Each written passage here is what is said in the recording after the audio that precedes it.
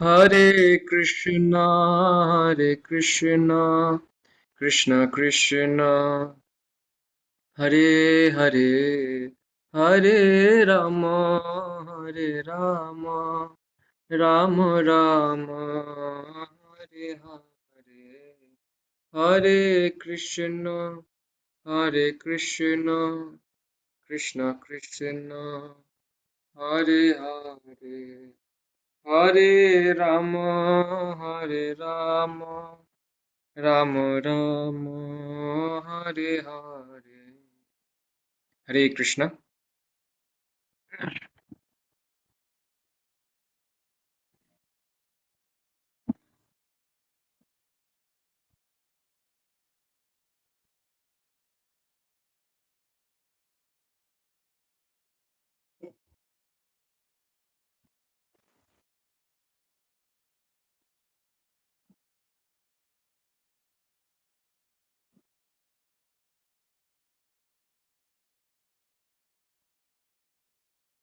हरे कृष्ण।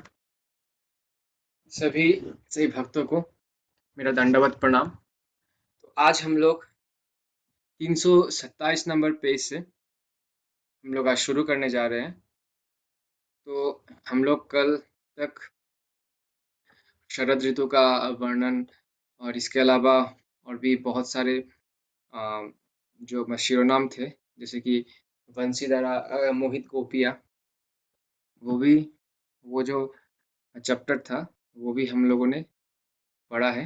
तो आज हम लोग कंटिन्यू करेंगे 327 नंबर पेज से। तो मैं कोशिश करूँगा कि भगवान की सेवा करने के लिए अच्छे से पढ़ने के लिए। और मेरे से कोई अगर कुछ मतलब भूल त्रुटि हुआ तो अगर होता है तो मुझे आप लोग क्षमा कीजिए। सरोवरों तथा ओके। नमो विष्णुपदाय कृष्णपृष्ठाय भूतले श्रीमते भक्ति वेदांत स्वामी इति नामिने। नमो विष्णुपदाय कृष्णपृष्ठाय भूतले श्रीमते भक्ति वेदांत स्वामी इति नामिने। नमस्ते सरस्वती देवे गौरवाणी प्रचारिणे निर्विशेष शून्यवादी पाश्चात्य। जय श्री कृष्ण चैतन्य प्रभु नित्यानंद श्री अद्वैत गदाधर शिवासादि जय। हरे कृष्ण कृष्ण कृष्ण हरे हरे, हरे राम राम राम। मूकं करोति वाचालं पंगुर्लंघयति गिरिं यत्किपातमहं। सरोवरों तथा नदियों को वृक्षों की माता कहा गया है, क्योंकि वृक्ष केवल जल पीकर रहते हैं। अतः वृंदावन के सरोवरों तथा नदियाँ का जल है और कमल पुष्प से पूरित है, क्योंकि वे सोचते हैं कि क्योंकि वे सोचते हैं कि किस तरह हमारा पुत्र वास कृष्ण के अधरामृत का सुख भोग रहे हैं। तो और अ, और अतः वृंदावन के सरोवरों तथा नदियों के जल है और कमल पुष्प से पूरित है, क्योंकि वे सोचते हैं कि किस तरह हमारा पुत्र मीन्स बास कृष्ण के आधार।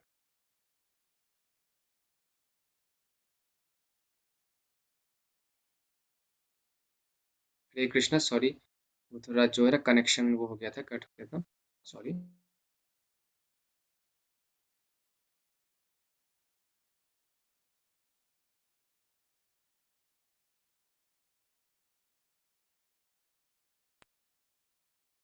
नदियाँ तथा सरोवरों के तट पर खड़े बांस के पेड़ अपनी संतान को भगवान की सेवा में लगे देखकर उसी तरह परम प्रसन्न होते हैं, जैसे दिव्य ज्ञान में उन्नत व्यक्ति अपनी संतानों को भगवान की सेवा में लगे देखकर प्रसन्न होता है। सारे वृक्ष हर्षातिरेक के कारण अपनी टहनियों से लटकते मधुमक्खी के छत्तों से मधु की वर्षा कर रहे थे। एक अन्य गोपी अपने सखियों से कृष्ण के विषय में इस प्रकार कहती है।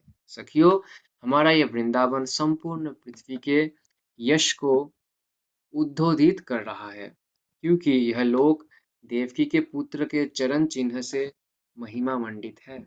इसके अतिरिक्त जब गोविंद वंशी बजाते हैं तो तुरंत ही सारे मोर मदोन्मत्त हो उठते हैं। उसके अतिरिक्त जब गोविंद वंशी बजाते हैं तो तुरंत ही सारे मोर मदोन्मत्त हो उठते हैं, मानो उन्होंने किसी नए मेघ की गर्जना सुनी हो। जब गोवर्धन पर्वत या घाटी के सारे पशु पौधे तथा वृक्ष इन मोरों को नाचते देखते हैं तो वे निश्चल होकर वंशी की दिव्य ध्वनि को मनोयोग से सुनते हैं। हमारे विचार से ये वृंदावन अन्य किसी लोक में ना तो संभव है न उपलब्ध है। यद्यपि गोपियाँ ग्राम्य वालाएं तथा सॉरी यद्यपि गोपियाँ ग्राम्य वालाएं थी किंतु उन्हें अत्यंत अधिक वैदिक ज्ञान था। ऐसा है वैदिक सभ्यता का प्रभाव ऐसा है वैदिक सभ्यता का प्रभाव अधिकाधिक स्रोतों से वेदों के श्रवण मात्र से सर्वोच्च सत्य सीखा जा सकता है। कितना सुंदर लाइन है कि सिर्फ श्रवण से और कह रहे हैं प्रभुपाद कि अधिकाधिक स्रोतों से वेदों के श्रवण मात्र से सर्वोच्च सत्य सीखा जा सकता है। एक अन्य सखी बोली, अरे सखियों, इन हिरनियों को तो देखो।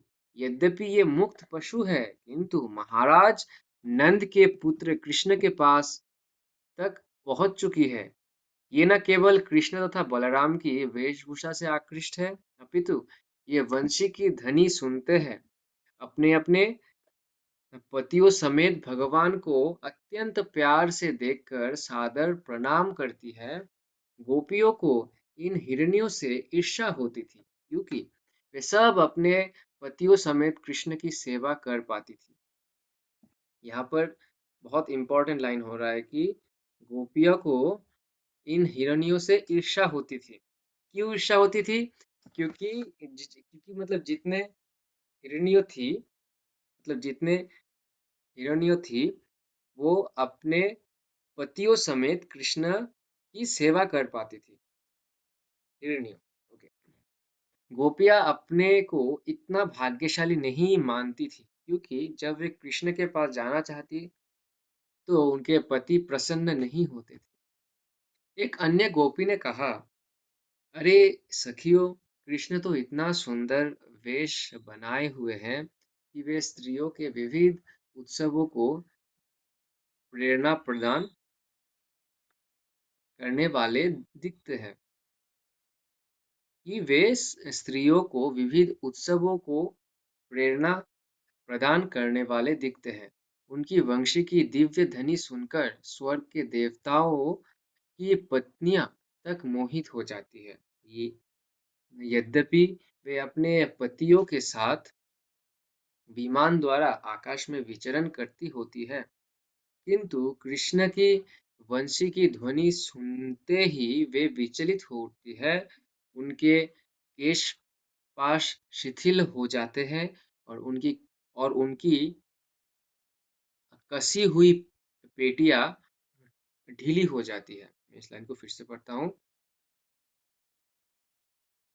यद्यपि वे अपने पतियों के साथ विमान द्वारा आकाश में विचरण करती होती है किंतु कृष्ण की वंशी की ध्वनि सुनते ही वे विचलित हो उठती है किंतु केशपाश शिथिल हो जाते हैं और उनकी कसी हुई पेटियां ढीली हो जाती है। तो ये जो बात बता रहे हैं ये बता रहे किन के लिए? जो स्वर्ग के जो देवताओं की पत्नी है उन लोगों के बारे में प्रभुपाद बता रहे हैं कि जब वे लोग कृष्ण के बांसुरी की मधुर ध्वनि जब वे सुनते थे तब वो लोग एकदम विचलित हो जाते कि हाँ मुझे कृष्ण के पास जाना है। इसका अर्थ ये हुआ कि कृष्ण वंशी की दिव्य ध्वनि ब्रह्मांड के चारों कोनों तक फैल चुकी थी और यह भी संपूर्ण बात है और यह भी महत्वपूर्ण बात है कि गोपियों को आकाश में उड़ने वाले विभिन्न प्रकार के वायुयानों का पता था। ओके। एक और गोपी अपनी सखियों से बोली,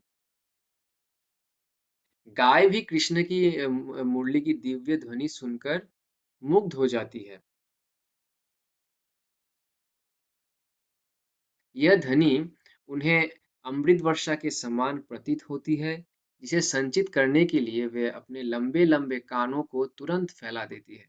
बछड़े अपनी-अपनी माताओं के स्तन अपने मुंह में दबाए रह जाते हैं और वे दूध नहीं पी पाती। कितने सुंदर बोल रहे हैं कि प्रभुपाद यहाँ पर यहाँ पर प्रभुपाद मतलब लिख रहे हैं मतलब जो है ना श्रीमद् भागवतम से कि बछड़े जब मतलब कृष्णा का जो मतलब बांसुरी का आवाज जब सबके कर्ण में पहुंचता है तो मतलब सब लोग आनंद विभोर हो जाते हैं।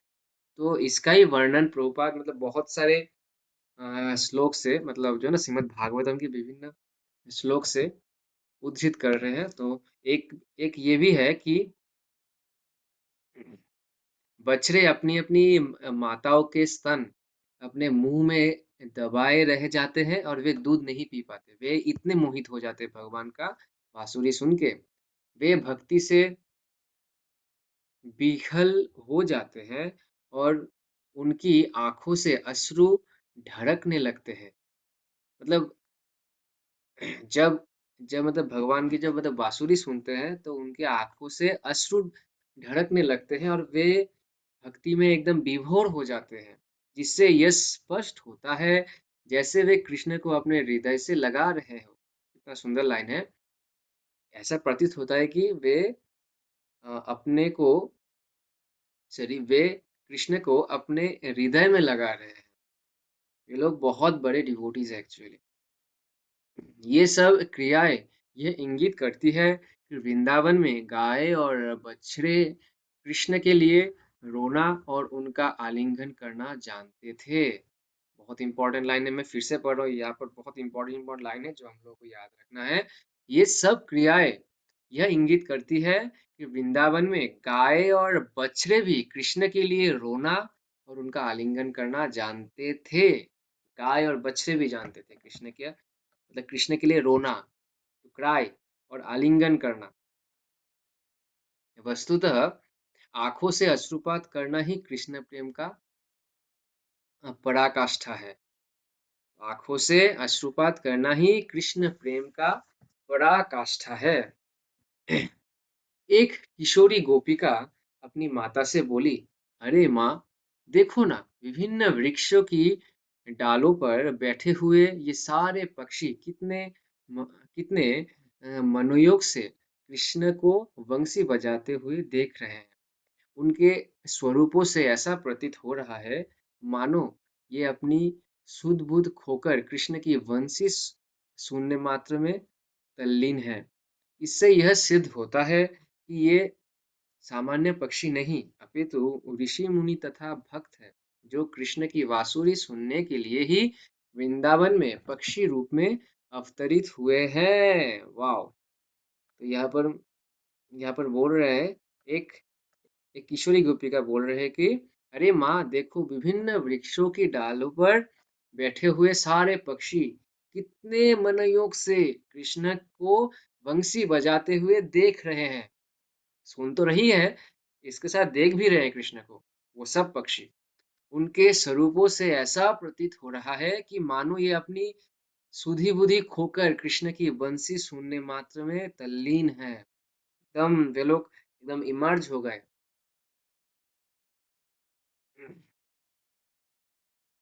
इससे यह सिद्ध होता है कि ये सामान्य पक्षी नहीं, अपितु ऋषि मुनि तथा भक्त है, जो कृष्ण की बांसुरी सुनने के लिए ही वृंदावन में पक्षी रूप में अवतरित हुए हैं। बड़े बड़े ऋषि मुनि तथा विद्वान ज्ञान में रुचि रखते हैं, किंतु भागवत गीता में वैदिक ज्ञान का सार इस प्रकार बताया गया है, वेदेश्च सर्वहमेव वेद्यो। 15 नंबर मतलब 15 नंबर अध्याय का 15 नंबर श्लोक, क्या सर्वस्य चाहम हृदि सन्निविष्टो मत स्मृति ज्ञानम अपहनं च। इसके बाद क्या है, वेदेश्च सर्वर हमेव वेद्यो। मतलब वेदों के ज्ञान द्वारा कृष्ण को समझना होता है।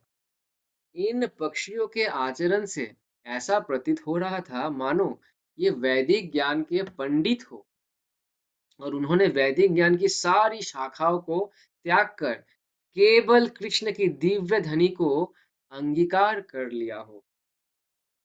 यहाँ तक कि यह यमुना नदी कृष्ण की वंशी की दिव्य ध्वनि सुनकर उनके चरण कमलों का स्पर्श पाने की इच्छा से अपनी उत्ताल तरंगों को त्याग कर मंद गति से प्रवाहित होती हुई एवं अपने हाथ में कमल पुष्प धारण किए तीव्र प्रेम भाव से इन पुष्पों को मुकुंद को भेंट करने जा रही है। इतना सुंदर लाइन है कि यमुना देवी भी कृष्ण को तो कृष्ण के बांसुरी से इतना विभोर, इतना मोहित हो जाते हैं, उनको इतना अच्छा लगता है कि वे अ, अपने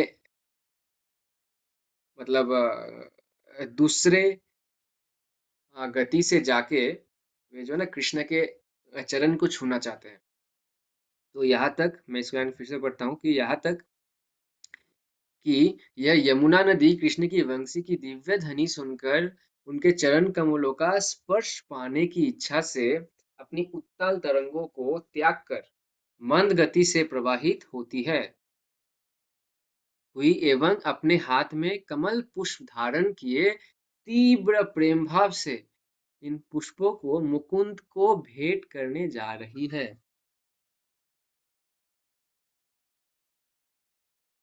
कभी कभी जब शरतकालीन आतप मतलब धूप असह्य हो जाता तो अपनी मुरली बजाने में लीन कृष्ण बलराम तथा उनके मित्रों के प्रति सहानुभूति दिखाने के लिए बादल छाया कर देते।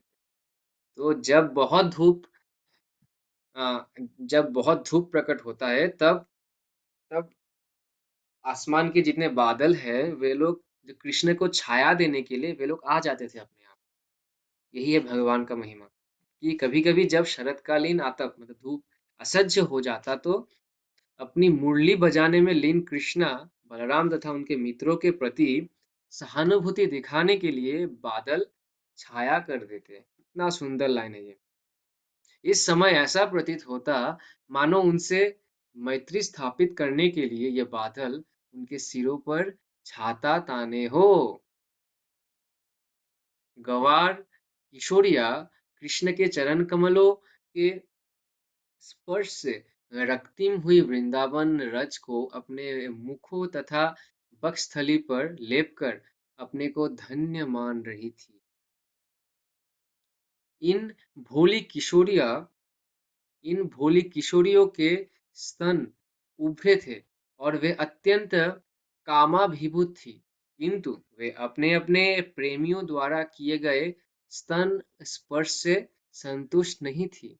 जब वे जंगल के मध्य पहुंची, तो उन्होंने देखा कि कृष्ण के चलते समय उनके चरण कमलों से गिरे कुमकुम चूर्ण से वृंदावन की कुछ लताएं और पत्ते लाल लाल हो गए थे। तो जब वे जंगल के मध्य पहुंची तो उन्होंने देखा कि कृष्ण के चलते समय उनके चरण कमलों से गिरे कुमकुम चूर्ण से वृंदावन की कुछ लताएं और पत्ते लाल लाल हो गए। गोपियां उनके चरण कमलों के कुमकुम से रंजित रज को अपने स्तनों से लगाती थी। गोपियाँ उनके मतलब कृष्ण के चरण कमलों के कुमकुम से रंजित रज को अपने स्तनों से लगाती। जब कृष्ण बलराम तथा ग्वाल वालों के साथ वृंदावन के जंगल से होकर जाते, तो यह लाल लाल चूर्ण वृंदावन की भूमि पर उन्हें लाल लाल कुमकुम दिखता। तो वे तुरंत उसे उठाकर अपने मुख तथा स्तनों पर लगा लेती। इस प्रकार जो किशोरियां अपने प्रेमियों द्वारा स्तन स्पर्श के सॉरी इस प्रकार जो किशोरियां अपने प्रेमियों द्वारा स्तन स्पर्श किए जाने से संतुष्ट नहीं थी, वे चरण रज के स्पर्श से संतुष्ट हो जाती। बात यह है कि सारी भौतिक वासनाएं कृष्ण भावनामृत के संपर्क में आते ही तुष्ट हो जाती है। तो ये बहुत इंपॉर्टेंट लाइन है कि यहाँ का मतलब ये जो हम लोग अभी जो पढ़ा, जो पैराग्राफ, इससे इसका जो इसका कंक्लूशन क्या है कि यहाँ पर प्रभुपाद बता रहे हैं कि यह बात यह है कि सारी भौतिक वासनाएं, जितने मटेरियल डिजायर है, वो कृष्णा भावनामृत के संपर्क में आते ही तुष्ट हो जाती है। एक अन्य गोपी गोवर्धन पर्वत की अद्वितीय स्थिति की प्रशंसा इस प्रकार करने लगी। यह गोवर्धन पर्वत कितना भाग्यशाली है कि इसे अपने ऊपर चलते हुए कृष्ण तथा बलराम का सानिध्य प्राप्त हो रहा है। गोवर्धन पर्वत को भगवान के चरण कमलों का निरंतर स्पर्श प्राप्त है। इसी कृतज्ञता के कारण गोवर्धन पर्वत तरह तरह के फल, मूल, औषधियाँ तथा अपने सरोवरों से स्वच्छ जल भेंट कर भेंट के रूप में प्रदान करता है। इसी कृतज्ञता के कारण गोवर्धन पर्वत तरह तरह के फल, मूल, औषधियाँ तथा अपने सरोवरों से स्वच्छ जल भेंट के रूप में प्रदान करता है। गोवर्धन पर्वत की सर्वोत्तम भेंट तो गाय और बछड़ों के लिए नई उगी घास है। गोवर्धन पर्वत भगवान के प्रिय साथियों, गायों तथा बछड़ों को प्रसन्न करके भगवान को प्रसन्न करने की कला जानता है। ये बहुत इंपॉर्टेंट लाइन है कि यहाँ पर गोवर्धन पर्वत का महिमा बता रहे हैं गोपी लोग कि गोवर्धन पर्वत भगवान के प्रिय साथियों, गायों तथा बछड़ों को प्रसन्न करके भगवान को प्रसन्न करने की कला जानता है। तो यहाँ पर हम लोग को ये पता लगता है कि अगर हम लोग भगवान के जो लोग भक्त हैं, अगर हम लोग उनको मतलब उनको सेवा करें या उनको प्रसन्न करें, तो मतलब भगवान जो है ना खुद प्रसन्न हो जाते हैं। एक अन्य गोपी ने कहा कि जब कृष्ण तथा बलराम अपनी बांसुरी बजाते हुए और समस्त चराचर में से मित्रता स्थापित करते हुए वृंदावन के जंगल से होकर निकलते हैं, तो प्रत्येक वस्तु आश्चर्यजनक लगती है। जब वे अपनी दिव्य बांसुरी बजाते हैं, तो जंगल के चलते प्राणी चकित होकर अपने कार्य रोक देते हैं और वृक्ष तथा वनस्पति जैसे अचर प्राणी आनंद से झूम उठते हैं। कृष्ण तथा बलराम की दिव्य बांसुरियों की धुनों की ये आश्चर्यजनक प्रतिक्रिया है। इस पैराग्राफ को फिर से पढ़ता हूँ, बहुत सुंदर पैराग्राफ है कि एक अन्य गोपी ने कहा कि जब कृष्ण तथा बलराम अपनी बांसुरी बजाते हुए समस्त चराचर से मित्रता स्थापित करते हुए वृंदावन के जंगल से होकर निकलते हैं, तो प्रत्येक वस्तु आश्चर्यजनक लगती है। जब वे अपनी दिव्य बांसुरी बजाते हैं, तो जंगल के चलते प्राणी चकित होकर अपने कार्य रोक देते हैं और वृक्ष तथा वनस्पति जैसे अचर प्राणी, जो मतलब जो लोग चल नहीं सकते, अचर प्राणी आनंद से झूम उठते हैं। कितना कितना सुंदर होगा ये भी। तो कृष्ण तथा बलराम की दिव्य बांसुरियों की धुनों की ये आश्चर्यजनक प्रतिक्रिया है। प्रभु जी, आप आज आज हम लोग यहाँ पर ही समाप्त करते हैं। 301 331 नंबर पेज तक। और मतलब अभी जो है ना कुछ मतलब वो है ना देर बाकी है, तो मतलब तो आज हम लोग यहाँ पर ही समाप्त करते हैं। अगर अगर मेरे से पढ़ने में कोई भी त्रुटि या गलती हुआ है, तो आप लोग मुझे क्षमा कीजिएगा। तो मैं मतलब भगवान की जो है सेवा करने की कोशिश करता हूँ, जो मुझे मैं सेवा दिया गया है। तो अभी हम लोग वांछा प्रणाम करके आज का जो ये सेशन था, आज का जो सत्र था, हम लोग इसको विदाई देते हैं। तो हम लोग अभी वांछा प्रणाम करते हैं। वाञ्छाकल्पतरुभ्यश्च कृपासिन्धुभ्य एव च पतितानां पावनेभ्यो वैष्णवेभ्यो नमो नमः। अनंत कोटि वैष्णव वृंद की जय। जगत गुरु शिल प्रभुपाद की जय। निताय निताय गौर प्रेमानंद हरि हरि।